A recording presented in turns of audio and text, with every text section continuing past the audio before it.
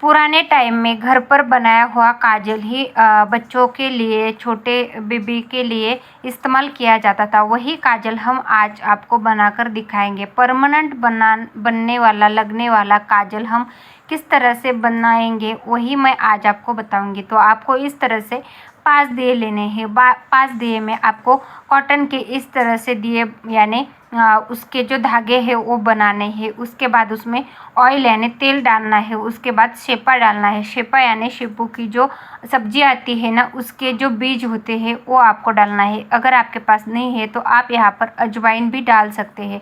उसके बाद 1 बाय 1 करके मैंने यहाँ पर 5 दिए लिए हैं। 5 दिए को इस तरह से जलाते जाना है। सब दिए जलने के बाद आपको एक जगह पर रखने हैं। तो इस तरह से मेरी मम्मी जो है ना वो दिए जलाती जा रही हो, तो आप देख सकते हैं इस तरह से आपको दिए जो है ना एक जगह पर इकट्ठे करने हैं। इकट्ठा करने के बाद आपको मैंने 5 दिए लगाए हैं। अगर ज़्यादा आपको काजल बनाना है तो आप ज़्यादा दिए लगा सकते हैं, एक बड़ा दिया भी लगा सकते हैं। तो इस तरह से दिए लगाने के बाद मैंने क्या किया, 2 साइड में 2 ईंटों को रखकर उस पर एक जो हमारा पैन होता है या तवा होता है ना, खाना बनाने वाला, रोटी सेकने वाला, उसे इस तरह से रखा था। उसके बाद उसके धुएं से हमारे जो काजल है ना वो बनकर तैयार हुआ है।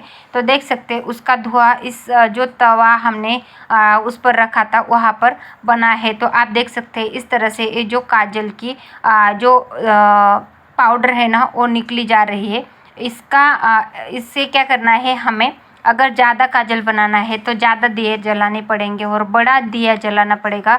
बहुत देर तक जब जितना काजल जलाना चाहिए उतने दिए आपको ज़्यादा देर तक रखने पड़ेंगे। तो आपको काजल ज़्यादा से ज़्यादा बनकर तैयार होगा। तो मैंने यहाँ पर जब जो काजल का पाउडर बनाया था तो उसे एक जो प्लास्टिक का कप आता है यानी जो चाय वगैरह पीने का, कॉफ़ी पीने का, तो उसमें डाला। अगर आपके पास ईयरबड्स है तो ईयरबड की सहायता से आपको इसमें गाय का देसी घी डाल सकते हैं या कोकोनट ऑयल डाल सकते हैं। तो यहाँ पर मैंने कोकोनट ऑयल डाला है और मेरे पास ईयरबड्स नहीं थे तो मैंने क्या किया, जो माचिस की तिल्ली होती है ना उसे हल्का सा कॉटन लपेट कर इस तरह से मिक्स करने का ट्राई किया तो अच्छे से मिक्स हो गया है।